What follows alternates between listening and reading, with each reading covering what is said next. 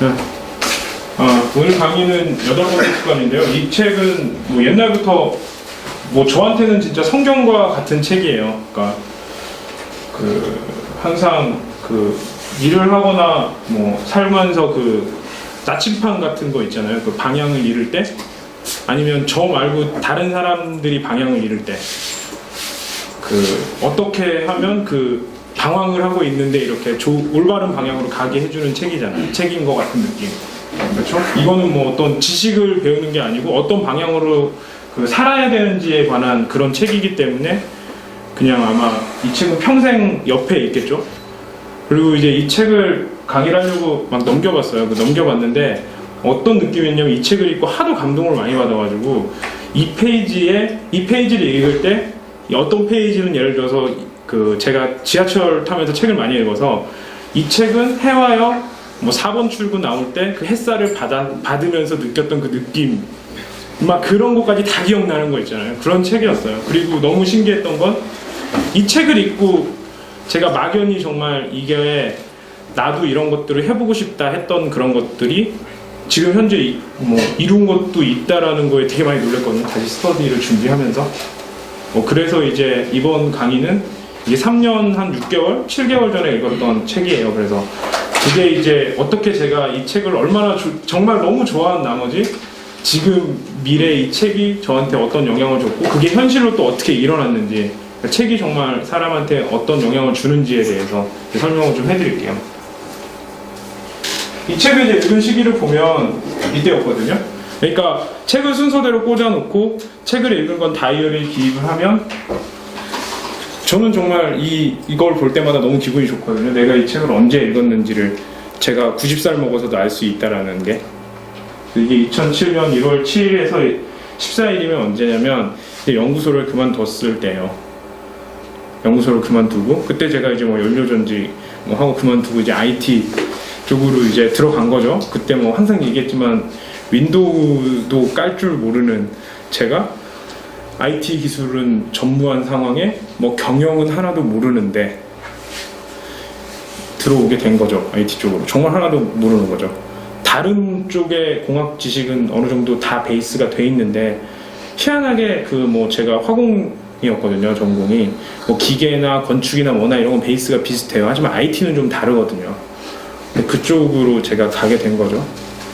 그러니까 정말 뭐 새롭게 시작을 하는 사람들이 두려워하는 거는 이해는 가는데, 역시 차라리 새롭게 시작을 하는 게 더 나을 수도 있다. 차라리 중고등학교, 대학교 때 배운 것들이 오히려 독이 될 수도 있다라는 느낌이 들더라고요. 왜냐면 아싸리 잘못 배운, 제일 위험한 건 그거더라고요. 제대로 모르는 게 위험한 거지 아예 모르는 건 위험한 게 아니더라고요. 이제 지금 와서 생각을 해보니까 그렇더라고요. 하지만 그때는 얼마나 막막했겠어요. 그렇죠? 그리고 제가 이제 IT 회사에서 같이 창업 멤버로 들어갔는데, 저는 이제 기술자여서 저는 이제 기술을 배우는 게 빠르겠죠. 왜냐면 기술이라는 거는 어쨌든 비슷하니까 인풋이 있으면 아웃풋이 있고 뭐 그 안에 과정이 있는 거니까. 하지만 이제 그쪽 친구들은 개발자들만 있다 보니까 제 성격이 활발하고 사람들하고 나름대로 말이 통하는 거예요. 거의 IT 개발하시는 분들은 대부분 대화가 잘 안 되거든요. 자기 얘기만 많이 하고. 비하하는 건 아니지만, 그래서 비교적 제가 사람들하고 말을 잘한다고 해서 저한테 갑자기 경영과 마케팅과 뭐 이런 쪽을 하라는 거죠. 너무 답답하잖아요. 진짜 그쪽은 정말 공부한 게 대학교 때 경영학 원론 한 번 들은 거밖에 없는데 정말 그쪽 책은 하나도 안 읽어보고, 그래가지고 뭘 읽어야 될지도 모르고 뭐 어떻게 할지도 모르고, 그렇다고 주변에 누가 저를 가르쳐 줄 수 있는 사람이 있냐, 그것도 없었죠. 공학도는 되게 많았고, 저희 아버지는 뭐 문학 선생님이고 저희 어머니는 미술 선생님이고 사업했던 사람은 하나도 없고, 뭐 대신 뭐 그림 그렸던 사람은 많고 뭐 교수였던 사람은 많으니까 그 두 분이 사업하면 망한다는 속설은 있잖아요. 그래서 뭐 아무도 없었었죠. 그래서 그냥 봤는데 삼성경제연구소에서 그때 당시 이 책이 나왔을 거예요. 아마 나와서 뭐 화제가 됐다 해가지고 읽은 책이죠. 하지만 이 책은 제가 당시 마음이 되게 급했었거든요. 마케팅도 알아야겠고 뭘 알아야겠는데 이 책은 그런 내용은 아니었죠. 그래도 일단 좋은 책이라니까 이제 한번 읽었던 마음이 참 급했었는데, 하지만 이제 이 책을 읽고 그때 되게 많은 감동을 느꼈었죠. 이때였었고, 그리고 이 책에 너무 이제 감동을 느낀 나머지 스터디를 하겠다고 마음을 먹었죠. 근데 되게 신기한 건 저랑 같이 사업을 하겠다는 사람들은 다 노를 한 거죠. 하고 있었던 사람들은 바쁘다. 우린 개발을 해야 된다. 그냥 너 혼자 있고 네가 그냥 대강 얘기를 해줬으면 좋겠다. 그래서 저를 좀 쫓아다니고 저를 그냥 이렇게 뭐 형하고 쫓아다녔던 그냥 대학생들 꼬맹이들 2명을 데리고 이제 스터디를 하기 시작을 한 거예요. 왜냐면 제가 너무 좋아서 혼자 있기가 너무 아까워가지고. 그리고 제가 이제 갔던 건 그거였죠.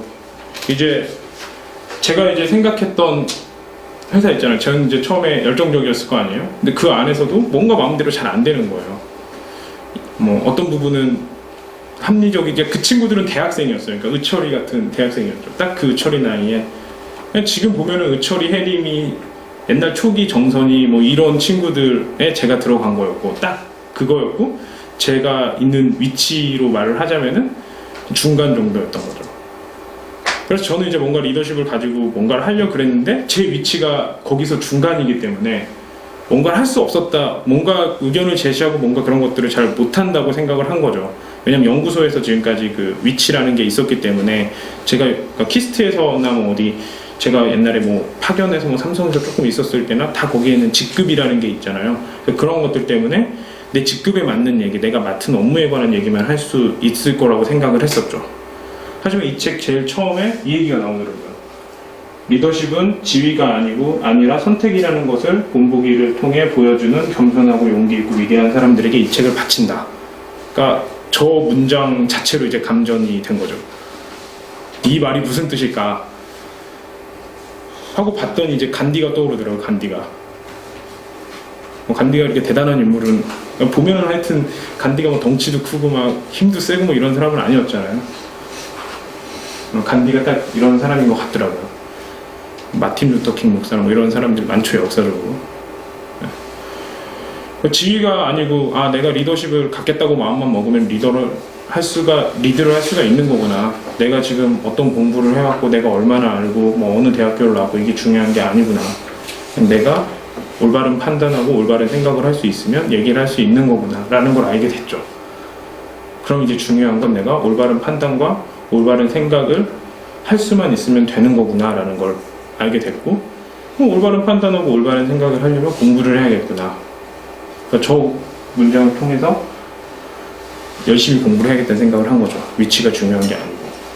그렇게 해서 제가 많이 알면, 그거 많이 알고 행하면 본보기가 될 거고, 많이 알고 본보기를 통해서 보여주기 때문에 겸손한 거고, 내 위치와 상관없이 이런 것들을 행하면서 사람들한테 영향을 주니까 용기가 있는 거고, 그리고 그런 것들이 많은 사람을 위하면 위대해지겠구나 라는 생각을 하게 된 거죠.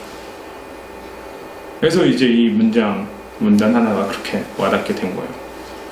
그러니까 그거는 제가 어느 위치에 어떤 사람이고 뭐 이런 것들이 중요하지 않게 된 거죠. 리더십이라는 게. 그러니까 이 부분에 있어서 아직도 많은 사람들이 질문을 하더라고요. 뭐 사람들이 저를 뭐 이상하게 봐요. 뭐 제가 지금 뭘 할 수 있을까요? 왜 사람들은 제 의견이나 이런 것들을 동조해주지 않을까요? 제가 이런 말을 할 수 있는 상황인가요? 뭐 이런 얘기들을 많이 하더라고요. 하지만 이거는 여기 안에 있는 문장 안에 답이 다 나온다고 생각을 하거든요. 그러면은 이제 리더십이 지위가 아니고 선택이고, 어떻게 하면은 이런 것들을 발휘할 수 있는지, 이제 이런 것들을 이제 제가 이 강의를 통해서 알려드리겠죠. 삶을 통해 가지고 배운 거.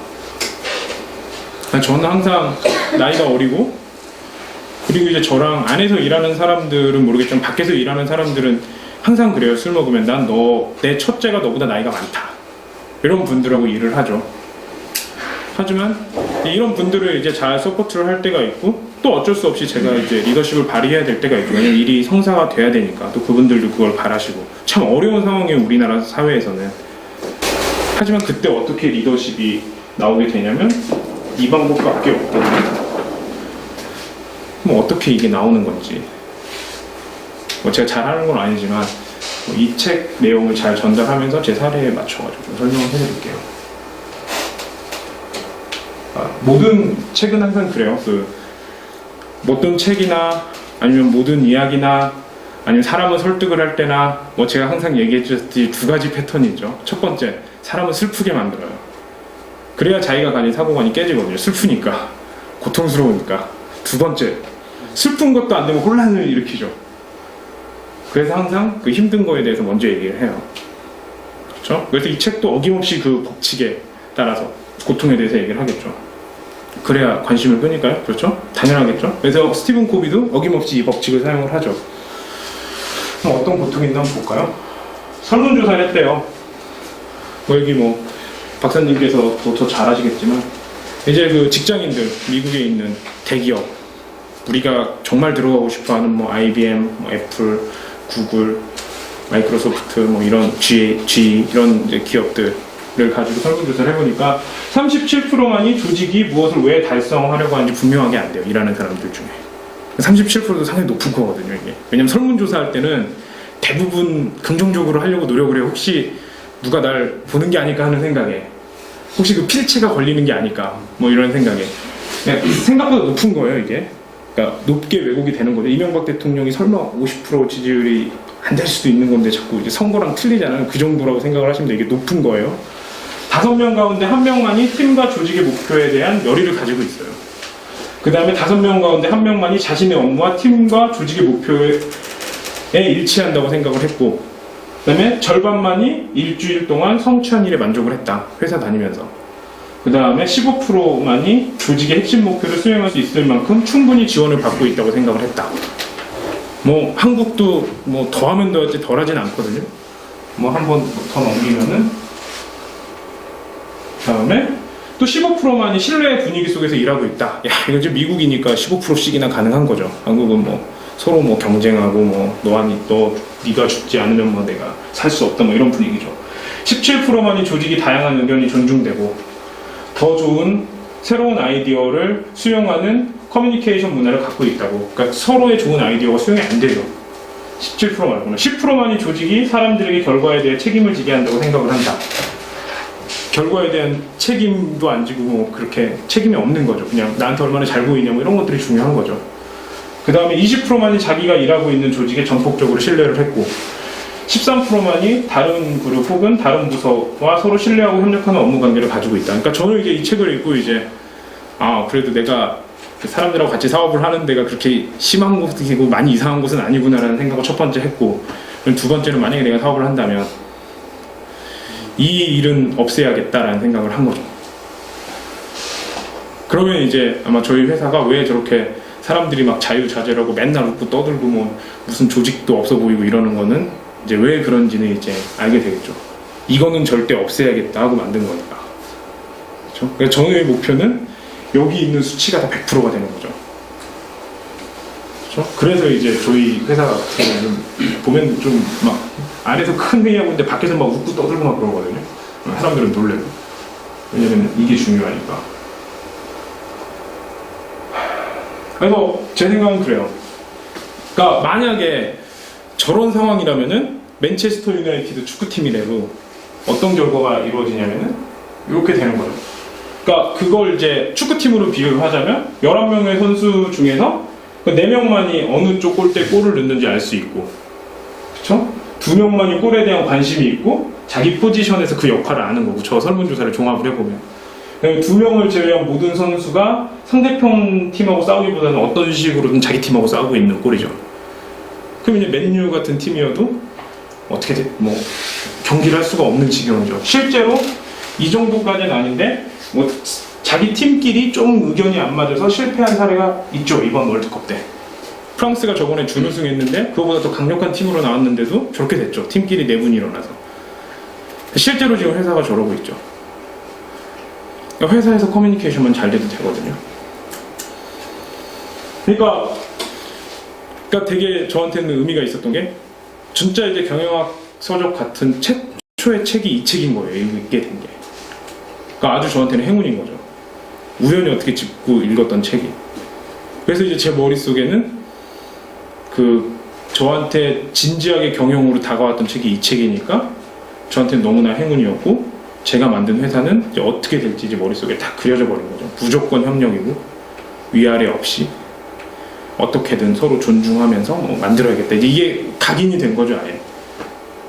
그래서 이제 이게 저희 회사의 정신이 돼버린 거예요. 그리고 이 스터디도 이런 분위기죠.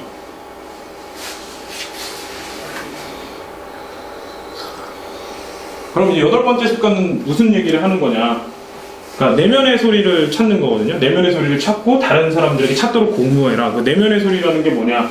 보면은 재능, 그 타고난 능력과 감정, 강점, 그 다음에 열정, 필요, 양심, 이런 것들이 결합되는 뭐 가운데 지점에 위치한다 뭐 이런 건데, 그냥 간단히 생각하면은, 저는 이제 그런 걸 어렸을 때 이제 이렇게 생각을 했거든요. 자주 하는 얘기인데, 새로 오신 분이 있어서 다시 설명을 하자면, 그러니까 자기가 막 공부를 하잖아요. 뭔가 큰 걸 깨닫잖아요. 보통 우리가 물리학적으로나 뭐 화학적으로 보면은 변화가 있을 때는 뭐 질량의 변화가 있죠. 항상 무슨 변화가 있으면, 그렇죠? 우리가 물을 마시면 물 마실 만큼 불잖아요. 그렇죠? 변화가 있으니까 무슨 변화가 생기는 거잖아요. 그럼 우리가 막 아주 몰랐던 것들에 대해서 엄청나게 알게 됐을 때는 우리 몸에 변화가 있어야 될 거 아니에요. 그렇죠? 우리가 만약에 그냥 가지고 있었던 게 아니고 뭐가 변화가 됐던 거라면은, 그럼 뭐 몸무게가 줄거나 늘거나 줄어야겠죠. 그러니까 저는 그렇게 생각을 했거든요. 저는 그게 궁금했던 거예요. 이 최상의 자아를 실험을 해보려고. 그래서 아주 좋은 책을 읽고 엄청나게 이 정도면 내가 많이 알았다 생각하고 몸무게를 재봐도 항상 똑같더라고요. 그러면은 나는 답을 알고 있었고, 대신 이 답이 지금 내가 이 답을 향해서 찾아야 되잖아요. 그 길을 못 찾는구나. 답은 알고 있는데 내가 이 답까지 지금 연결을 못 시키고 있는 거구나. 그래서 한번 어렵게 이렇게 한번 찾고, 그 다음에 계속 복습을 하다 보면, 우리가 처음에는 산이 이렇게 있으면은 처음에 한번 길이 없는 데를 이렇게 한번 가게 되면 약간 길이 나잖아요. 여러 번 가게 되면은 이제 사람이 다닐 수 있는 길이 되고, 그래서 이제 한 번 가게 되고 그 길을 따라서 계속 복습하고 반복하게 되면 길이 생기는 거구나. 즉 최상의 자아라는 건 우리가 모든 것들을 다 알고 있구나. 사람은 답을 다 알고 있구나. 그러니까 공부를 해서 깨닫는 거구나. 이게 최상의 자아고 내면의 소리겠구나. 이게 지성만 있는 게 아니구나라는 생각을 하게 된 거죠. 지식만 있는 게 아니고 우리가 어떤 인성도 정말 깨끗한 인성이 이렇게 답이 있는 거구나. 왜냐면 우리가 잘못할 때 양심의 가책을 느끼고 뭔가 잘해야겠다고 생각하고 따뜻하게 좀 더 했으면 좋았을 텐데란 마음이 있는 것도 보니까 지식만 있는 게 아니고 이런 양심이나 이런 따뜻한 마음에서도 최상의 자아가 있었고 이렇게 다 있다는 거죠. 지성도 있고 뭐 이런 것도 있고 필요도 있고 이런 것들이 다 있다는 거죠. 그러니까 그런 것들을 찾아서 내가 그런 부분들을 하나 찾았다면 그걸 다른 사람, 나도 제대로 깨닫고 잘 정리해서 다른 사람한테 알려주는 거. 이게 8번째 습관이라는 거죠. 리더십은 그런 데에서 나온다는 거죠. 그러면 그걸 어떻게 찾고 어떻게 알려줄 건지에 관해서 이 책은 거의 400페이지에 그렇게 설명을 하는 거죠. 그렇죠? 아니 뭐 얘기가 상당히 쉬우면서 어렵잖아요. 그래서 이제 그거에 대한 예가 나와요. 근데 이제 첫 번째 예가 또 제가 항상 좋아하고 항상 저희 사업의 바탕이 됐던 무하누스 유누스인 거예요. 그러니까 제가 왜 하하야를 만들게 된지 알겠죠. 방글라데시에서 국빈층을 대상으로 소액 대출을 전문으로 하는 그라민 은행의 설립자인 거죠. 그리고 이 사람이 처음에 아무 비전이 없었대요. 뉴욕타임즈 인터뷰를 보니까. 근데 이 사람이 이제 공부를 많이 하고 방글라데시에 갔는데 보니까 막 벌레들도 막 들끓고 막 이렇게 하는데 어떤 사람이 막 고생을 하고 있어서 대나무로 의자를 짜고 있었대요. 이렇게 의자를 짜고 막 보니까 얼마 버는지 봤더니 2센트 정도를 번대. 2센트. 그래서 왜 2센트를 버냐, 소비자가가 15달러인데. 그러니까 자기가 당장 밥을 먹어야 되는데 이 밥 먹을 돈이 없는 거예요. 그래서 고리대금업자한테 돈을 빌리고 그 의자를 담보로 돈을 빌리는 거죠. 그래서 2센트 받고 그냥 의자를 주는 거예요. 그럼 의자 줘, 2센트 줄게. 그래서 그 금융 순환이 안 되기 때문에 먼저 이 사람이 밥 먹을 돈이 있었으면 이거 15달러에 팔 수 있었을 텐데 그 순환이 안 되는 거예요. 순환이. 그래가지고 그걸 보고 유누스는 생각을 한 거죠. 그래서 자기 동네 보니까 10몇 명이 있는 거예요. 그래서 다 필요한 돈이 얼마인지 봤더니 얼마였는 줄 알아요? 20달러밖에 안 됐대요. 그래서 20달러를 자기 주변 사람 자기 돈 꺼내가지고 나눠준 다음에 나중에 형편되면 갚으세요 했더니 $20가 돌아온 거예요. 그래서 된 거죠. 그래서 그라민은행이 만들어진 거예요. 그래서 이제 그 사람이 돈을 쫓아가면서 이게 됩니다 하고 은행에다 이렇게 한 거죠. 그랬더니 그게 다 거절이 된 거예요. 왜냐면 그건 기존 시스템과 안 맞는다, 뭐 안 맞는다고 해가지고. 그래서 자기가 은행을 만들어 버린 거죠. 근데 저가 고향이 시골이잖아요. 그 시골에는 뭐 다 그렇진 않지만 비하발언은 아니지만 그 부인, 그러니까 결혼을 하면은 그 부인이 도망가는 경우가 있고 남편은 술 드시는 경우가 있고 아이는 혼자 남겨지고 할머니 품에서 크고 그 애는 책 살 돈이 없어서 기본적으로 정석을 대학교 때 사버리는 경우가 생기는 경우 있잖아요. 자기가 지금 당장 몇 개월이면 돈이 들어오는데 그 돈이 없어서 몇 개월 동안 참고서도 못 사고 이런 경우를 되게 많이 봤거든요. 근데 이제 그런 애들 중에 공부 잘하는 애들은 주변 사람들이 도와주는데 공부 잘하는 애들은 어떻게든 잘하잖아요. 근데 공부 못하는 애들 같은 경우는 할 수가 없는 경우도 있었고, 또 저는 이제 저희 어머니가 용돈을 되게 조금 줬어요, 희한하게. 그리고 또 아르바이트 같은 걸 하지 말라 그러시고, 아버지는 엄마는 용돈 조금 주고 아버지는 아르바이트를 하지 말라는 그런 놀부 같은 집안에 자라가지고 보고 싶은 책을 마음대로 못 사는 거예요. 집이 가난한 것도 아닌데 왜 그런지를 모르겠는 거예요. 그래서 결국에는 그때 만약에 내가 보고 싶은 책을 많이 샀었으면 더 똑똑해졌을 텐데 생각도 많이 하고 이런 경우가 되게 많았죠. 생각보다 제가 지방 국립대를 다녔더니 정말 책을 마음대로 공부할 수 있는 책을 마음대로 살 수 있는 사람이 드물더라고요. 그래서 책을 빌려 읽는 멍청한 습관을 갖게 되는 사람들이 생기더라고요. 세상에서 제일 바보 같은 습관인데 물론 안 읽는 것보다는 좋지만은, 그러니까 자기가 책을 빌려 읽는 습관은 책을 고를 줄도 모르게 되는 거거든요. 그러니까 모든 도박은 자기가 직접 사오던 자기 돈 들여가면서 뽑을 때 진짜 진정한 그게 되는 거거든요. 그래가지고 이제 그런 것들이 생겨서 제가 처음에는 이제 옛날에 저랑 같이 배우겠다고 한 사람들은 항상 제가 용돈을 줬어요. 돈을 벌어서 책 사봐라, 책 사봐라. 그리고 네가 형편되면 갚어라. 빌려주고 갚고 했더니 애들이 크더라고요. 근데 이게 사람이 많아지다 보니까 이걸 못하겠는 거예요. 그러다가 이렇게 생각을 해서 특허를 내고 만든 게 이게 돼버린 거죠. 근데 이제 그걸 만들고 나서 그냥 그거 만들고 나서 잃어버렸는데, 오늘 이제 이걸 만들면서 이제 소름이 돋았던 거는 첫 번째 얘가 이 무한우스 유누스인 거예요. 그러니까 제가 이 사업을 하게 됐잖아요. 이 책을 읽고 아, 경영은 이런 거고 진짜 열심히 해야겠다고 했는데 8번째 습관을 딱 열어보고 첫 번째 얘가 이 유누스인 거죠. 그러니까 저는 이제 오늘 완전히 감전이죠. 감전. 또 아, 내가 진짜 이 책에 영향을 많이 받긴 받았구나. 내 농담처럼 말했던 성경이 이렇게 돼버린 거구나. 그러니까 이래서 책이 꼭 내가 자기가 사고 자기가 소장해야 되는 이유가 뭐더라고요. 그래서 유누스 얘기를 치고 아, 내가 정말 이렇게 살아야겠다라는 식으로 이렇게 해놨던 게 기억이 나더라고요. 그리고 옛날 다이어리를 펴보니까 무한우스 유누스가 써있는 거예요. 나도 이렇게 돼야지 이렇게. 그래서 그렇게 되니까 참 신기하죠. 보면 그만큼 됐다 이런 건 아니지만, 이 사람은 물론 유엔에서 노벨 평화상을 받았지만 저희도 유엔에서 연락 온 건 똑같은 거니까, 평화상을 받은 건 아니지만 열심히 해서 뭔가를 하긴 해야겠지만 여하튼 그렇게 됐죠. 그것도 똑같은 거죠. 그냥 고향에서 책 사볼 사람들 돈 없어서 책 못 사는 거 봤으니까 한번 어떻게든 하여튼 돈이 없어서 책을 못 사는 경우는 없도록 하자, 뭐 그 마음에서 만든 건 똑같은 거니까 이렇게 된 거죠. 그러니까 신기하죠, 책이라는 게. 그래서 이 사람은 그래요. 그래서 결국에는 자기 내면의 소리는 그거였나 봐요. 가난한 사람을 도와야겠다. 그리고 그 마음을 사람들한테 전달을 하고, 그렇죠? 거기 안에 신뢰가 있다 보니까 점점 커지고, 그러다 보니까 세상을 구하게 됐죠. 그러니까 내면의 소리를 느끼고 그거를 다른 사람들하고 나누고 해서 커진 사례가 된 거죠. 그렇죠? 이런 거 잘하는 사람이 스티브 잡스도 그런 거죠. 큰 기업인데 구글도 그런 거죠. 사악해지지 말고 이런 검색이나 이런 것들을 모든 사람한테 무료로 공급을 하자고. 그게 어떻게 이 서비스를 무료로 공급할 수가 있습니까? 막 난리가 났죠. 이렇게 다 된 거예요. 그래서 이런 것들이 이제 나중에는 커지게 되는 거거든요. 그러니까 정말 신기하죠. 그때 당시는 이게 되게 멀게만 느꼈는데 지금 보니까 이게 답이더라고요. 다음 장을 보시면, 그래서 이제 그 다음에 제가 또 감명 깊었던 구절이 이거 다음에 나오는, 그러니까 무한우스 유누스 스토리가 나오면서 중간에 이 문구가 들어가 있어요.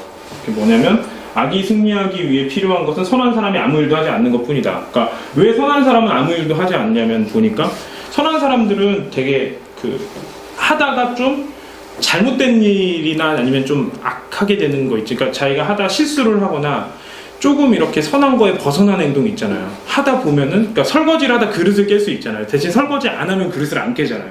그러니까 그릇 깨는 게 두려워서 절대 설거지를 안 해요. 그러니까 선한 사람들의 특징이 행동을 잘 안 해요.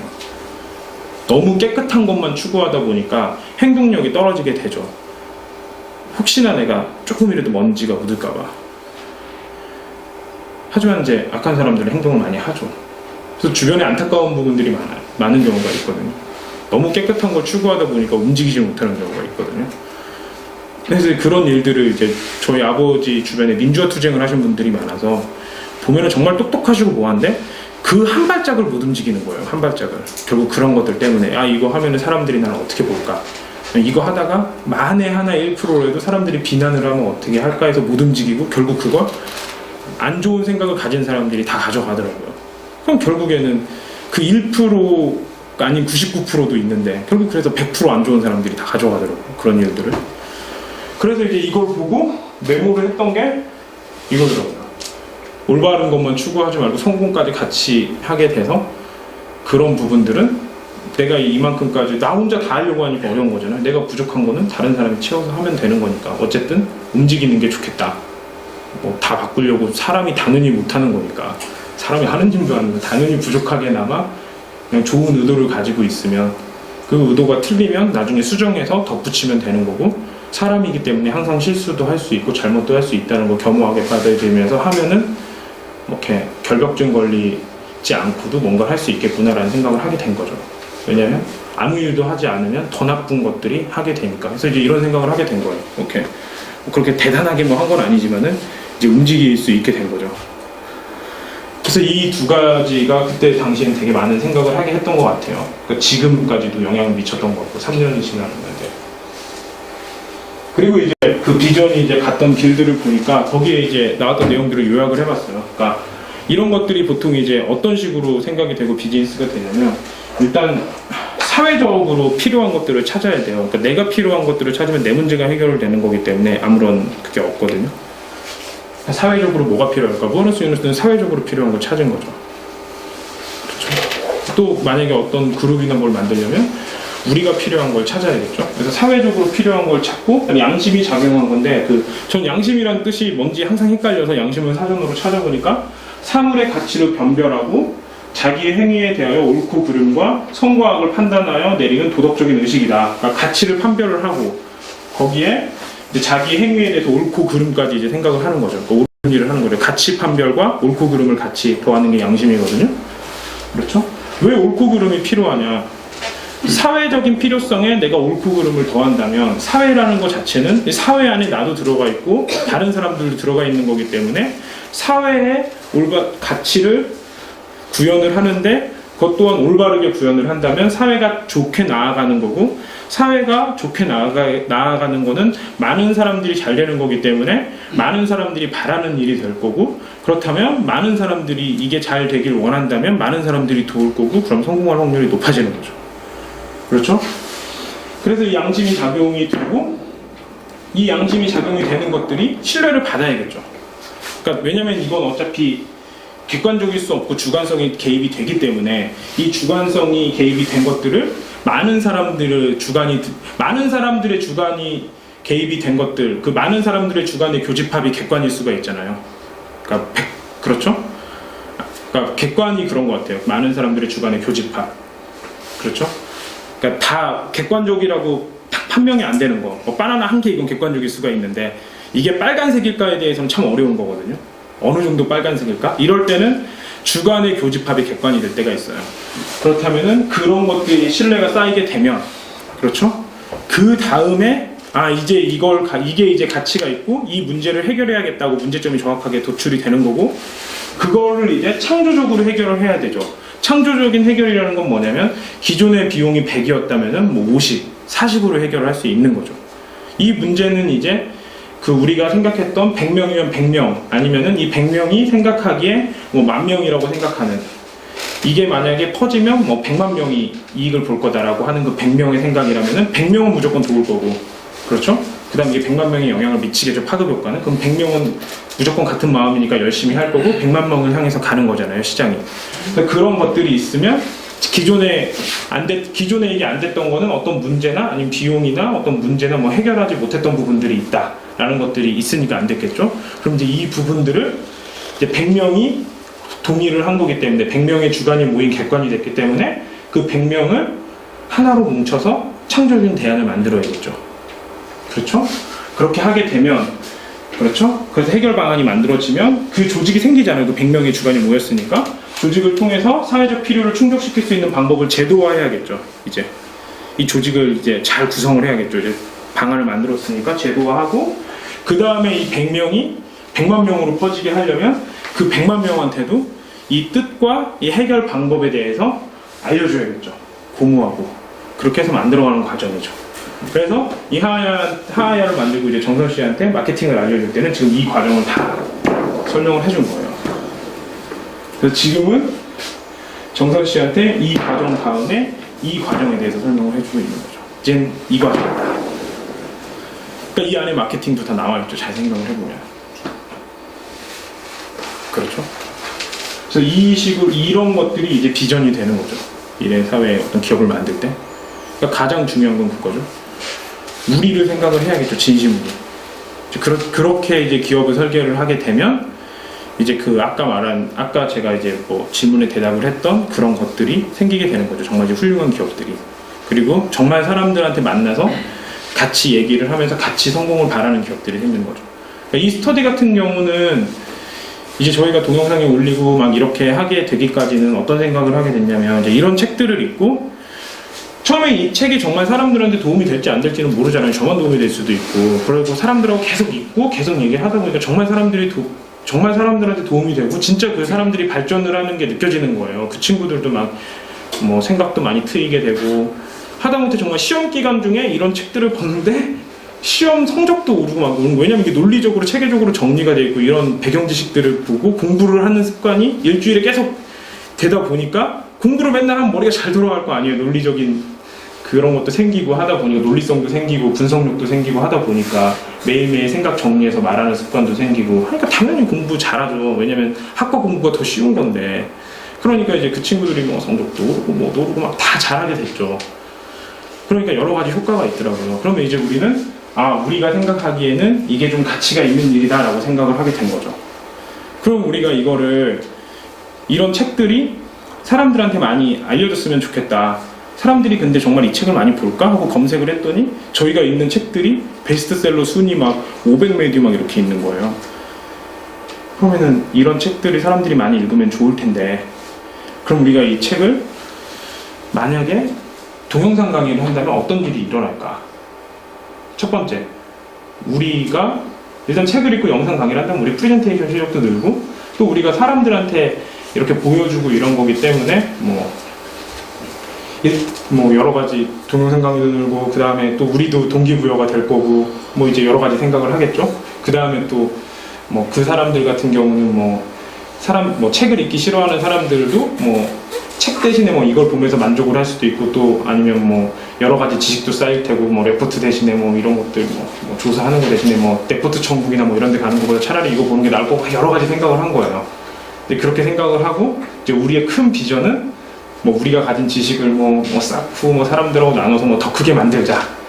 그리고 우리가 상상하는 것들은 온라인에다가 이런 좋은 책들의 도서관을 만들자. 그래서 검색을 하면 우리께 제일 먼저 나오게 하자. 이제 이런 것들을 가지고 만들게 된 거죠.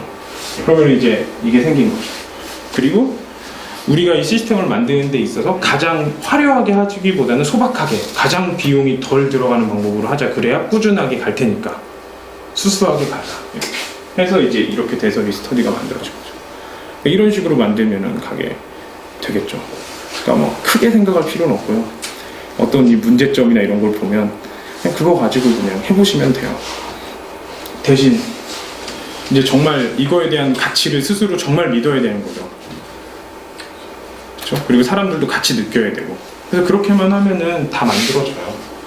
그리고 이제 그런 것들을, 작은 것들을 연습을 하다 보면 큰 사업들도 이런 작은 스터디를 하나 하다 보면, 물론 이제 이것도 하다 보니까 이제 자꾸 사람들이 신기하게 생각을 해서 작게는 안 돼버렸지만 온라인에서는 그 다음에 이제 이걸 한번 해보면 그 다음 사업도 해볼 수 있겠죠. 여러 가지를 할 수 있게 되겠더라고요.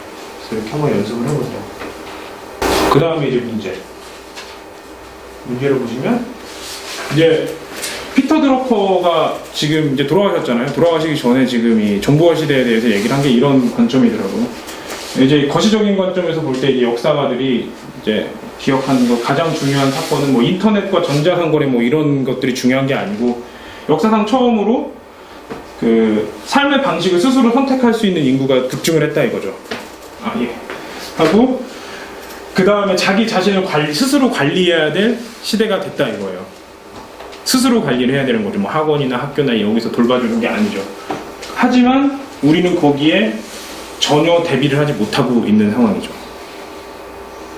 그러니까 옛날 같으면은 학교나 어디나 이렇게 짜여진 틀에 맞춰서 부모님이 하라는 대로 하고 그냥 학교 대강 나오고 대학원 어디 나오면은 그리고 어디 회사 딱 들어가면 끝나는 인생이었는데 이제는 그렇게 안 된다 이거예요. 이제 스스로 자기가 관리하고 자기가 커리어를 만들고 자기가 어떤 거에 도전을 하고 이게 그런 시대로 와버렸다 이거죠. 하지만 우리는 거기에 대해서 전혀 대비를 하지 못했다. 큰일 났다.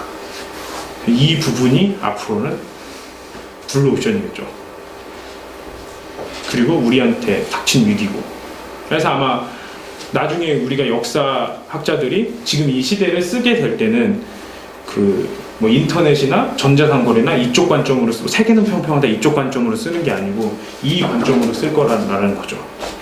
특히 이 분야가 제일 포커스가 될 거라는 거예요. 그래서 그때 제가 생각을 한 게 이거예요. 우리가 노아의 방주를 만들려면 뭐 기독교는 아니지만 빨리 모여서 스터디를 해야겠다. 우리끼리 자가학습을 하지 않으면 큰일 나겠다. 그래서 자가학습을 하는 것들은 그 책들 주제는 지금 하버드나 스탠포드나 뭐 그런 MBA 교과서 말고 부교과서 있거든요. 그러니까 그 사람들도 교과서는 자기가 쓴 책 하니까 부교과서 훌륭하거든요, 보통. 그 부교과서 목록을 빨리 입수해서 국내에서 번역된 것들 위주로 책을 스터디를 시작을 해야겠다. 그래서 그때 당시 그리고 지금 봤던 일부 책들은 제가 그때 어떤 책을 읽으라고 했던 것들은 실제로 거기 부교과서들이었어요, 전부 다. 근데 그 사람들은 그것도 모르고 그렇게 말하면 사람들이 어려워할 테니까 야 이거 뭐 아무나 다 읽는 거야 뭐 이렇게 하면서 툭툭 던져줘서 그 친구들은 일주일에 한 권씩 다 읽고 다 발표를 한 거죠. 알도 모르고. 왜냐면 세상이 이러니까. 간단하죠? 이 얘기도 아주 오래전에 한 얘기이기 때문에 지금도 그러고 있죠. 그래서 지금 실제로 그렇잖아요. 나가보면 좀 학교에서 배운 거랑 도대체 지금 나와서 할 거랑 갭이 너무 크잖아요. 그쵸?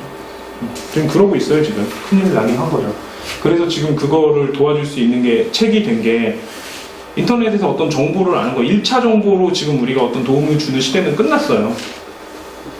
그건 내가 어떤 2차, 3차 정보를 위한 그냥 하나의 그 자료 모음밖에 안 되는 거예요. 온라인으로 볼 수 있는 것들은. 근데 그런 정보들을 이제 2차 가공 정보들이나 어떤 데이터베이스에 쌓일 정보들 그런 것들은 이제 책이죠. 좋은 책. 그러니까 어떤 사람은 모르더라. 그 책이 무슨 도움이 하나도 안 된다고 뭐 이런 사람은 책을 잘 고를 줄 몰라서 그런 거고. 그러니까 어떤 사람은 그러잖아요. 사람들 만나봐야 다 소용없다. 그건 이상한 사람들만 만나서 그런 거잖아요. 그 사람 보는 눈이 그래서 그런 거잖아요. 좋은 사람 세상에 정말 많은데 난 사람 만나는 사람마다 다 이상하다고 그러면 그 사람이 뭐 유유상종이어서 그런 거거든요. 만났던 뭐 봤던 책들마다 다 이상한 책밖에 없습니다. 봤더니 뭐 사람 뭐 인생 왜 그렇게 사나 뭐 복수는 이래야 한다 뭐 이런 책 보면 항상 그렇잖아요. 사람 죽이는 25가지 방법만 보는 게 있더라고요. 그다음에 뭐 간단히 이제 아까 살짝 말씀드렸던 거 얘기를 하자면 이렇게 변했잖아요. 수렵에서 농경, 농경의 산업화 시대, 정보화 시대까지 생산량은 한 사람당 개인 대 개인으로 비교하면 50배씩 늘었고요. 그러다 보니까 안 바뀌겠다고 버티는 사람들은 10%만 남기고 변할 때마다 90%의 인력이 변한 거예요. 그렇죠? 그러니까 그 변할 때는 어떻게 변했겠어요? 익숙한 걸 놓고 새로운 걸 가려면 진짜 굶어 죽고 미치도록 힘들고 정말 부인도 굶고 남편도 굶고 자식도 다 굶고 이래야 움직이거든요, 보통 사람이. 그러니까 지금 딱 그 상황이에요. 이 정보화에서 이제 다음 시대로 가니까. 근데 이게 정보화에서 다음 시대까지 가는데 산업화에서 우리는 이게 너무 빨리 갔잖아요. 그러니까 지금 이 두 시대를 건너뛰니 지금 얼마나 힘들겠어요, 지금. 그리고 심지어 이제 이런 말이 있어요. 최고 소프트웨어 개발자는 그냥 평균적인 개발자보다 10,000배 정도 잘 짠대요, 프로그램을. 그러니까 인간의 능력이 10,000배 차이가 나요, 지금. 소프트웨어 같은 경우는. 특히 뭐 창의력 뭐 이쪽에 관해서는 10,000배 이상도 나요. 그러니까 한 명이 10개 회사 대기업 연구소에서 연구한 것보다 더 많은 성과가 나와요. 그것도 오래 연구한 게 아니고 그냥 앉아가지고 노트에 끄적끄적끄적 거리는 것들이 그냥 뭐 10몇 개 회사 연구원들 다 합한 것보다 낫거든요. 이런 시대가 돼버렸어요. 왜냐면 이제 정보가 하도 많다 보니까 받아들이고 공부할 수 있는 영역이 하도 많다 보니까 옛날에는 이제 공부할 수 있는 영역이 적었잖아요. 좋은 정보랑. 이때는 많이 공부하는 게 중요했어요. 하지만 지금은 100개 중에서 이제 1개 정도만 쓸모 있는 정도거든요. 100개는 너무 적다. 한 10,000개 중에서 1개 정도? 제대로 된 게?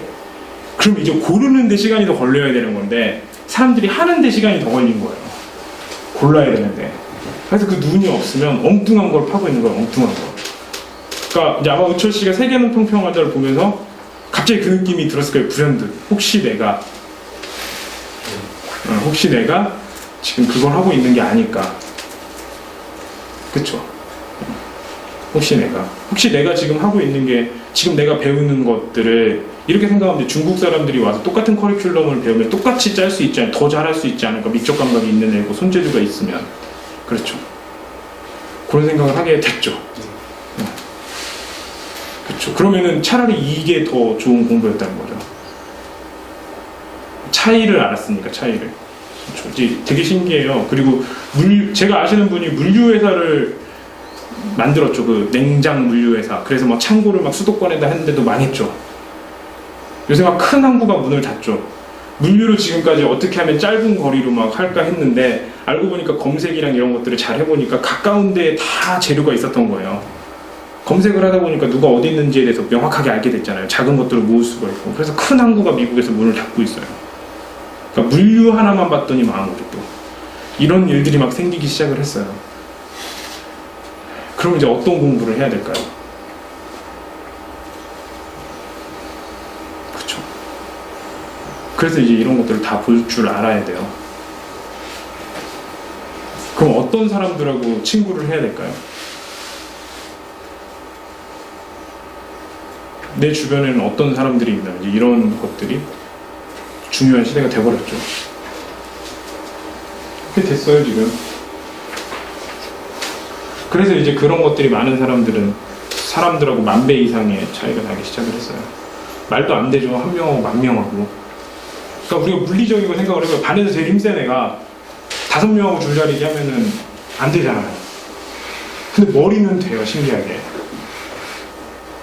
그리고 이게 더 가속화될 게 아이디어에서 뭐 손으로 쓰는 것 같은 경우 나중에 아이디어가 나오면 그 아이디어를 구현화시키는 것들 있잖아요. 이런 것들이 시간이 많이 걸렸었는데 이거는 뭘로 된다고 그랬죠? 세계는 평평하다. 아웃소싱. 그리고 점점 다 아웃소싱이 될 거 아니에요. 그래서 반짝만 하면 되잖아요. 세상이 자꾸 이제 이쪽으로 가는 거예요. 그럼 어떻게 하면 얘가 반짝일 수가 있을까가 또 중요하게 되겠죠. 그 반짝은 어떤 거죠? 많은 사람들의 문제를 어떻게 내가 해결을 할까? 그렇죠? 그럼 많은 사람들의 문제는 어디에 있는 거죠? 많은 사람들한테 관심을 받는 거죠. 그렇죠? 휴머니즘이 필요한 거예요. 휴머니즘이 필요하려면 어떻게 해야 되죠? 사람들 사이로 들어가야 되죠. 더 복잡해지기 시작했죠. 그럼 사람의 마음이 머리에 있나요? 가슴에 있나요? 뇌에 있나요? 아니면 심장에 있나요? 뇌에 있잖아요. 그럼 뇌도 공부를 해야겠네요. 그렇죠. 그 다음에 통계학으로 사람의 심리도 공부를 해야겠네요. 그렇죠. 심리하고 뇌하고 연결되어 있는 게 있을 거고요. 그렇죠. 그 다음에 이런 것들이 잘 밝혀지지 않은 상황에서 우리가 창조적으로 생각을 했던 게 철학이죠. 그렇죠. 이것도 공부해야겠네요. 그 다음에 군중심리라는 게 있죠. 예를 들어서 저는 이제 치킨을 먹고 싶은데 갑자기 친구가 떡볶이 먹자 하면 나도 모르게 떡볶이를 먹게 되죠. 그리고 군중심리가 저를 움직이게 만들죠. 그럼 사회과학도 공부를 해야 되죠. 여기서 니즈를 찾아야 되는 거죠. 그럼 이 4개는 최소한 공부를 해야겠네요. 맞죠? 근데 그 4개가 사람이 온라인에서도 사네요. 한 명의 사람이 여러 가지 인격체를 갖게 됐네요. 막 덧글 쓰고 막 악성 덧글 쓰는 사람이 초딩인 줄 알았더니 막 변호사고 막 이런 경우가 생겼네요, 이게. 그럼 온라인에서의 인격을, 온라인도 시장이 있으니까 온라인도 있겠죠. 그다음 트윗은 또 140자 쓰려니까 또 인격이 바뀌죠. 140 안에 쓰려니까 또 그 인격이 생겼죠. 그렇죠? 그럼 이 사람들이 또 가진 부에 따라서 또 달라지죠. 이런 것들을 다 좀 봐야 이제 조금 기획을 할 수 있게 되는 거예요. 이제는 단순하게 어느 시장에 무슨 마케팅이나 이거는 이제 답이 아니고 조직을 볼 때도 이렇게 봐야 되고 이제 이렇게 공부를 해야겠죠. 그렇게 돼야 이제 조금 전략을 세울 수 있게 돼요. 그만큼 좀 공부를 해야. 그런 시대가 된 거죠. 그러니까 하나 분위기가 좀 넓어지시죠. 그래서 그런 것들을 보면서 이제 넓게 보면서 체크를 해야겠죠. 아니면 그런 분야에 있는 사람들하고 끊임없이 대화를 해야겠죠. 공부를 하고. 그런 네트워크를 만들어야겠죠. 그렇죠? 이제 그런 것들을 만들지 않으면 그런 것들을 만든 사람들에게 이 아웃소싱을 하는 사람이 되겠죠. 그렇죠? 아니면 이런 다양한 전문가하고 하나의 일을 할 수 있는 방법 중에 하나는 우리가 이런 사회적 문제를 해결한다는 그런 좋은 뜻이 있으면 그런 다양한 전문가가 모이겠죠. 왜냐면 이 사회에 이 전문가가 들어가 있으니까. 아니면 이런 비전을 제시할 수 있는 사람이 되든지. 하지만 이 비전을 정확하게 제시하려면 그래도 거시적인 건 좀 알아야겠죠. 이런 시대가 된 거예요. 그래서 이 정보화 시대에서 이 다음 시대 이제 지혜라고 하겠죠. 이제 그 지혜가 다스리는 하이컨셉트 하이터치는 이 정보화하고 지혜 사회의 가운데 있는 거고, 그렇죠? 정보에서 조금 뜻이 반영이 된 거고, 이제 그 지혜 시대에서는 이제 그런 것들이 필요하겠죠. 그럼 거기에는 지금 우리가 어떤 걸 준비를 하고 있는지 거기에 따른 준비를 해야겠죠. 왜냐면 우리는 적어도 한 60살까지 살 거면 아직 시간이 많이 남았거든요. 세상 변하는 거 보면. 그런 것들을 생각을 해야겠죠. 이제. 아마 여기 이 8번째 습관이 그런 힌트가 좀 될 것 같아요. 그래서 보신 게 이거예요. 각 시대로 옮길 때마다 50배씩 늘어났고 90%가 다 옮겨간다. 그러니까 지금 우리가 보는 직장을 가진 사람들은 그 직장 90%는 그 일자리를 잃어버린다라고 생각을 하면 돼요. 제대로 바뀌었다면 지금 제대로 안 바뀌 지금도 아직 바뀌고 있는 중이기 때문에 그런 거지 더 그 자리에 사람이 없어지는 게 분명해요. 그러니까 그게 지금 빨리 안 없어지는 건 법적으로 막아놓은 거고 그런 것들이 너무 빨리 움직이면 사회적인 충격이 크니까 옛날에 산업화 시대에서 농업에서 산업화 시대로 넘어갈 때 너무 부작용이 커가지고 그런 것들이 많이 막아놨거든요. 그런 것들이 너무 심하게 움직이면 정치나 이런 쪽이 너무 혼란스럽고 그 다음에 너무 이제 승자 독식 사회가 되다 보니까 이런 것들 여러 가지 충격 완충 장치를 해놓은 거예요. 서서히 흘러가게. 하지만 서서히 흘러가게 해놓은 거지 못 흘러가게 막을 수는 없는 거거든요. 그러니까 우리가 뭐 아무리 앉아가지고 막 이거 뭐 사회 정의 안 맞고 뭐 심하고 뭐 어쩔 수 없고 막 기분 나쁘고 막 이건 뭐 말이 안 되고 하더라도 이렇게 되겠죠. 왜냐면 나 여기 쓰면 10,000원 벌고 저기 쓰면 50만 원 벌면 어디로 갈까요? 여기 있는 게 정이고 뭐고 하는데 자꾸 저기 50만 원 벌면 나는 안 가더라도 내 자식은 어디로 보낼까요? 돼요.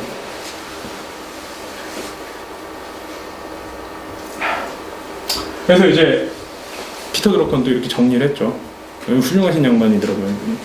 20세기의 가장 중요하고 특별한 경영자들의 기여는 제조업 분야, 제조 분야 육체 노동자의 생산성을 50% 높였대요. 이 사람들이 20세기에. 대단한 거죠. 그럼 21세기는 이제 경영자들이 해야 될 일은 지식 노동과 지식 노동자의 생산성을 증대시키는 일이겠죠. 이제 시작을 했으니까. 그 다음에 이제 그래서 이제 결국 사람을 비용으로 생각했던 그 시기에 나왔던 그 관료 조직이나 이런 것들이 이제 무너져야 되는 거죠. 그거는 이제 사람을 비용으로 생각을 했을 때 만든 거예요. 기계나 산업화 시대 때. 근데 그런 것들이 부셔져야 된다는 소리죠. 왜냐면은 이제는 그건 이제 육체 노동 때 만들어진 거니까. 일사불란하고 이런 것들은. 왜냐면 이제 바뀌었잖아요. 그래서 이제 사람이 이제 자산이 되는 시대가 왔다. 왜냐면 사람 자체는 기계 자체는 10,000배가 늘어날 수가 없거든요. 이제 이렇게 됐죠. 그리고 이제 그게 우리 시대에 온 거죠. 그 문제를 내자면은 기존 이제 산업이 물건인 사고 회계학적으로 보면은 가장 중요한 순서대로 놓으면 이게 제일 중요하고 그다음에 이게 중요하고 얘는 비용이에요. 회계 관점으로 보면은 사람하고 화장지하고 물에 빠지면 화장지를 건져야 돼요. 사람은 비용이니까. 사람은 화장지만도 못하죠. 왜냐 산업화 시대에 만들어져서. 그러니까 사람이 다치고 화장지가 다치잖아요. 그러니까 사람이 화장지를 훔쳐갔잖아요. 그럼 사람을 감옥을 보낼 수가 있죠. 감옥을 보내면 사람 인생이 망가지잖아요. 화장지를 하나 사면 되는데. 스패너를 훔쳐갔다고 10년 감옥 간 사람이 있죠. 어떻게 사람은 스패너 훔쳤다고 10년을 감옥 보낼 수가 있죠? 지금 생각을 해보면 한 그때는 이해가 가죠. 어떻게 회사 물건을 훔칠 수가 있어? 감히 사람 따위가 물건을 훔쳐? 이게 되는 거죠. 하지만 이젠 바뀌었죠. 그럼 이게 이상한 거냐? 전 이게 이상하지 않다고 생각을 하거든요. 물론 이런 걸로 바뀌다 보면 이제 직업도 잃어버리고 뭐도 잃어버리겠죠. 하지만 역사는 항상 잘 보면 합리적으로 변하게 돼 있거든요.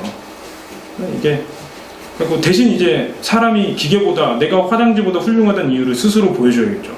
스스로 공부하고 스스로 가치 있고 세상에 진짜 기여를 하면서 보여줘야죠. 뭐 내가 화장지보다 못하다 이런 건 어쩔 수 없는 거고 그걸 내가 보여줘야죠. 이제 내가 기계보다 훌륭하다는 거야. 못 보여주면 어쩔 수 없죠. 그래서 공부해야죠. 이제 그래서 공부해야 돼요. 내가 화장지보다 훌륭하다는 걸 보여주기 위해서.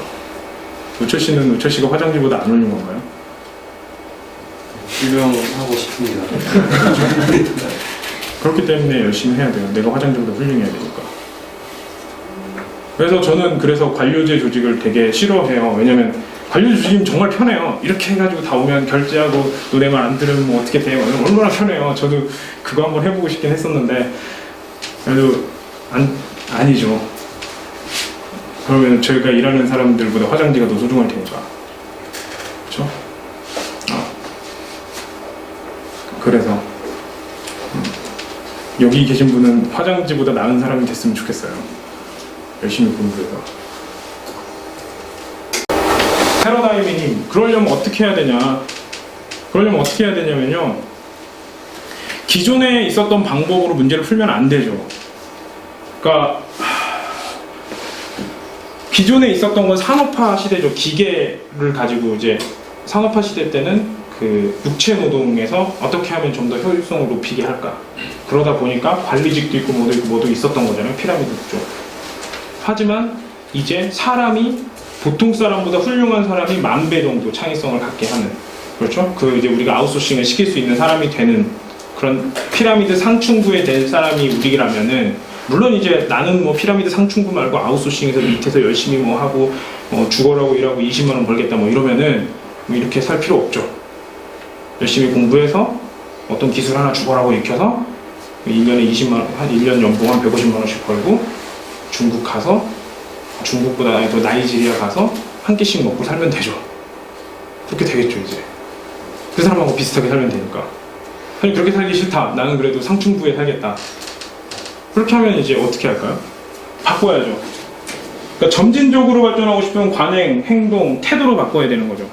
내가 그냥 좀 더 열심히 공부하고 뭐 좀 늦잠 잤던 습관을 바꾸고 이러면 되는데, 우리가 이제 비약적으로 바꾸려고 하면 패러다임을 바꿔야 되는 거죠. 패러다임을. 그 패러다임이라는 거는 인식, 가정, 이론, 증거, 세상을 보는 시각을 바꿔야 된다는 거죠. 그러니까 기존에 이제 그 산업화 시대 때 봤던 그 사고를 바꿔야 된다는 거예요. 그래서 그걸 이제 바꾸는 그 본질적인 게 8번째 습관이 나온 거죠. 그러니까 제가 옛날에 어떤 GPS, 옛날 렌트카를 타고 그 GPS, 옛날 GPS를 달고 갔던 적이 있어요. 차를 무조건 싸게 렌트를 하려고 하다가 보니까 안동을 간 적이 있었는데 그 GPS대로 가니까 절벽이 나오더라고요. 깜짝 놀라가지고 죽을 뻔했어요. 진짜 이렇게 절벽이 나와가지고. 그러니까 그때 느낀 게, 잘못된 지도로 열심히 가봤자 죽음밖에 없구나. 패러다임이 그런 거거든요. 열심히 가는 게 중요한 게 아니거든요. 내가 정확한 시각으로 보는 게 중요하지, 지도를 잘 찾는 게 중요하지, 무작정 열심히가 중요한 게 아니거든요. 그래서 우리가 진짜 그 지금 세계는 평평하다나 뭐 이런 책을 보는 거는 지금 사회가 그렇게 변했기 때문에 그 지도부터 잘 보자는 거예요. 지도부터. 물론 사는 건 여러 가지 방식이 있고, 뭐 상층부에서 뭐 이렇게 하는 방법도 있고 여기서 하는 방법도 있고 꼭 이게 맞다는 건 아니지만, 진짜 우리가 이제 세계적인 석학들이 뭐 이 위에서 우리의 자아를 실현하면서 살고 싶은 그 방법을 선택을 하자면 그런 지도를 한번 보자 이거든요. 왜냐면 세계적인 석학이 된 데는 다 이유가 있으니까. 특히 스티븐 코비는 뭐 말할 것도 없는 사람이니까, 이 사람은. 넘겨보면, 근데 이제 아인슈타인은 얘기하죠. 우리가 당면하고 있는 심각한 문제들은 그걸 야기됐을 때 사고방식으로는 절대 해결되지 않는다. 하여튼 우리가 지금 문제가 막 터졌잖아요. 그럼 그 터졌을 때는 그때 사고방식이나 그때 이론은 절대 못 푼다 이거죠. 그 이론으로 나와서 지금 생긴 문제인데 그걸 그 이론으로 막 풀려는 거예요. 막 그때 방식에 무슨 서번트 리더십 무슨 카리스마인 또 이런 거는 안 풀린다 이거죠. 왜냐면 그걸로 죽어라고 연구해서 막 그 사람들 나름대로 최선을 다해서 온 건데, 물론 그게 GPS가 잘못돼서 절벽이긴 했지만 그걸로 안 된다 이거죠. 아인슈타인이 그러더라고요. 답이 안 나왔는데 똑같은 방식으로 계속 풀면서 답이 나올 거라고 기대하는 놈이 미친놈이라고. 심지어 하도 누가 옆에서 자꾸 그랬나봐요. 막 하다가 실험에서 똑같은 방법으로 안 되니까 기도하고 하고 운동장 10바퀴 돌고 와서 하고 다른 방법으로 하고 해도 안 되는 건 안 되는 건데 방법을 바꿔야 되는데 이런 말을 했죠. 그러니까 저희는 지금 기존에 이제 우리가 했던 것보다 지금 우리가 가는 게 이쪽이라면은 좀 새로운 방법을 생각을 해야 되는 거죠. 근데 우리가 지금 만약에 처음 뭐 경영이나 이쪽이나 이런 부분들을 공부를 하고 관심을 가졌다, 이런 행운이죠. 왜냐면 깨끗하니까 쓸데없는 거 안 보고 처음부터 그냥 깨끗한 상황에서 그래도 좀 이런 것들을 받아들이니까. 그러니까 저는 행운이었던 게 그거죠. 깨끗한 상황에서 이것만 공부했으니까 그 군더더기가 없이 간 거죠. 그러니까 사람들이 저한테 부러워하는 건 딱 하나가 있으면 깨끗한 상황에서 군더더기 없이 좋은 것만 보게 된 게 저한테 행운이었을까. 이런 책들을 보면 좋은 책들이 막 이 사람들이 읽다가 정말 좋은 책이라고 한 것들만 사서 보게 됐거든요. 그러니까 한 권 처음에 잘 만나면 계속 잘 풀리는 거 있잖아요. 인간관계랑 똑같아요. 책은 사람을 담은 거라 한 번 좋은 책을 보잖아요. 그럼 그 사람이 자꾸 좋은 사람을 소개시켜주듯이 좋은 책을 소개시켜줘요. 그 책에서. 그 사람을 만나고 그 사람을 만나고 그 사람을 만나는 거예요. 그리고 또 가다 보면 그 사람이 이름을 걸고 서평을 쓴 것도 있고 뭐 하다 보면은 이제 책을 보는 눈이 생겨요. 그러니까 첫사람을 잘 만난 거예요. 그래서 이 사람을 알게 되면서 당연히 저기 봤던 피터 드러커를 알게 됐겠죠. 피터 드러커를 알게 되면서 뭐 톰 피터스도 알게 되고 누구도 알게 됐겠죠. 그러다 보면 어떻게 되겠어요? 그럼 이제 좋은 사람들이 눈에 보이기 시작을 하고 이게 좋은 거구나 하다 보니까 이제 서점에서 보면은 어떤 게 시시한 건지도 알게 되겠죠. 이제 그러다 보니까 운이 좋게 된 거죠.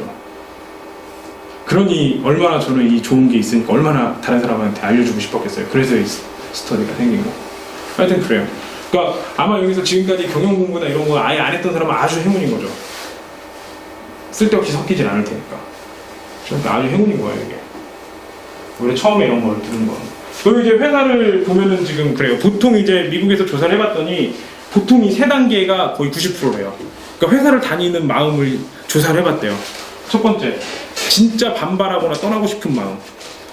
봉급도 마음에 안 들고 대우도 마음에 안 들고 도대체 승진은 어떻게 하는 건지도 모르겠고 막 이런 마음들.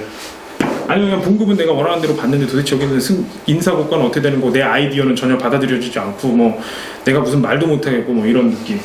반감은 가지고 있지만 복종을 하는 거죠. 회사 가는데 느낌이. 그러니까 보통 제가 뭐 옛날에 대학원 다닐 때 조사해봐도 이거 거의 2개더라고요. 순순히 따르는 거. 뭐 돈은 받고 뭐 내 얘기는 좀 들어주고 나 이렇게 따돌리진 않는데 역시 그래도 뭐 내 의견이나 이런 건 안 받아주는 거. 그다음에 즐거운 마음으로 협력하는 거. 뭐 이때부터는 좀 좋겠죠. 그 즐거운 마음으로 협력하는 것 같은 경우는 뭐 승진이나 뭐나 이런 것들은 뭐 다 해결이 되는데, 그 다음에 그 내가 도대체 이 회사가 그 회사의 목표나 이런 것들에 대해서는 잘 모르겠는 거.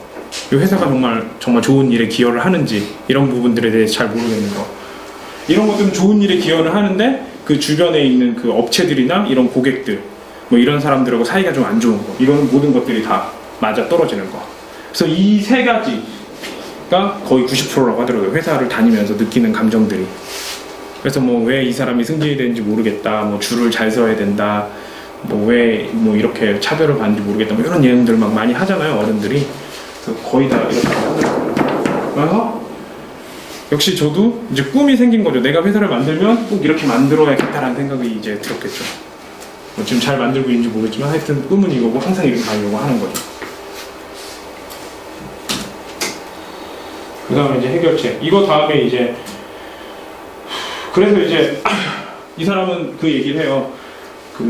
우리가 삶을 선택을 하는데 2가지 길이 있대요. 첫 번째는 이제 위대함으로 가는 길이 있고, 두 번째는 평범함으로 가는 길이 있대요. 근데 평범함으로 가는 길을 보면은 이제 외부에서 시작해서 내부로 그 가는 미봉책이래요. 그러니까 외부에 있는 것들로 즉 내가 자극을 받는 거죠. 뭐 남이 무슨 말을 한다거나 뭐 TV에서 뭘 봤다거나 뭐 이런 것들 있잖아요. 자기를 바라보는 게 아니고 뭐 맨날 그런 사람들 있죠. 가면 누가 막 나한테 무슨 얘기를 해가지고 막 자기는 힘들고 막 불평하고 투정하고 막 이런 사람들 보면 보통 그렇죠. 밖에서 막 무슨 얘기 듣고 와가지고 막 자기 주관이나 뭐 이런 게 없는 사람들 뭐 보통 이런 사람들이고 이런 사람들은 뭐 에고, 방금, 부족, 비교, 경쟁, 피해의식 뭐 그 다음에 뭐 TV 보고 막 흥분하고 뭐 이런 사람들 보면 특징이 이렇죠.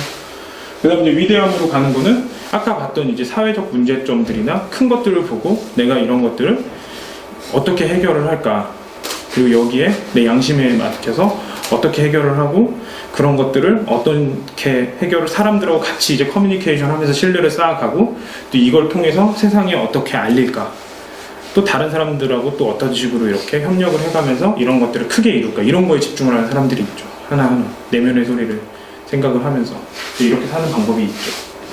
사는 두 가지 방법이 있더라고요. 뭐 이렇게 살아도 되고 이렇게 살아도 되는데 이게 더 고생이더라고요. 그냥 이건 막 그냥 온도계 같은 그냥 주변에 막 뜨거우면 내 온도가 확 올라갔다가 주변이 추우면 확 내려갔다가 근데 이건 열량계 같아가지고 제가 막 열을 내면 주변에서 막 올라갔다 내려갔다 올라갔다 내려갔다 하더라고요. 그래서 이런 거를 막 이렇게 살면은 막 이렇게 막 억압하고 막 소리 지르고 뭐 이런 거 아니어도 카리스마가 있다고 하고 이렇게 살면은 좀 찌질하다고 하고 뭐 그렇죠. 그러니까 뭐 무슨 문제가 있을 때 뭐 대처하는 상황을 보면 이런 사람들은 무슨 잘못이 있을 때 먼저 사과를 하죠. 1%만 잘못을 해도. 왜냐면은 이 사람은 리더기 때문에 자기가 질책을 받을 필요가 없잖아요. 그러니까 먼저 사과를 하죠. 죄송합니다. 그렇죠? 하지만 이런 사람들의 특징은 항상 질책을 받죠. 먼저 사과를 하는 게 아니고 숨다가 나중에 걸려가지고 혼나죠. 그리고 이거보다 더 찌질한 사람은 그 질책이 무서워서 다른 사람한테 핑계를 대죠. 사실 이런 사람은 잘못함과 동시에 딱딱 걸어가서 죄송합니다 하고 사과를 하고 이렇게 되겠죠. 이런 사람은 내부에서 외부로 간 거죠. 먼저 간 사과를 했으니까. 하지만 이 사람은 숨은 거죠. 내부에서 외부로 간 게 아니고 외부에서 항상 내부로 오기 때문에 그런 게 오면 막 항상 뭐 벽 뒤로 숨어 있죠. 아니 다른 외부로 돌리거나. 그래서 이렇게 되는 거죠. 그래서 이런 것들을 이제 다 선택을 할 수 있게 돼요. 그런 것들은 이제 다음 시간에 설명을 해드릴게요. 그러다 보면은 리더십도 생기고 뜻도 쌓이게 되고 그런 걸 통해서 사업도 하게 되고 뭐 마케팅도 하게 되고 다 되더라고요. 그러니까 오랜만에 진짜 3년 만에 이렇게 넘겨보니까 이 안에 다 녹아있는 느낌이 들더라고요. 그리고 내가 왜 지금 이렇게 살고 있고 또 사람들이랑 왜 이렇게 소통을 하고 있구나 그런 느낌이 들더라고요. 그리고 이 책에서 그 얘기를 하더라고요. 이 책을 다 읽고 꼭 해야 될 게 이 책을 읽고 성공을 하려면 이 책을 읽고 많은 사람들하고 나누고 그 다음에 이 책을 내가 얼마나 실천하는지 사람들하고 항상 얘기를 하고 그게 끝나면 또 다른 사람들하고도 뭐 그렇게 막 이걸 계속 반복하라고 하더라고요. 그래서 이제 그렇게 실천을 하면 성공을 하나 봐요. 여튼 이게 제가 첫 번째로 한 8번째 습관이고요. 다음에는 이제 이걸 좀 디테일하게 설명을 해서 지금 이렇게 보시면은 바로 행동하시기는 조금 어려울 수도 있을 것 같아요. 그래서 다음 강의를 들으면 지금 바로 내가 행동을 해서 이런 것들을 다 이룰 수 있을 만큼 열심히 노력해서 강의를 하겠습니다. 감사합니다.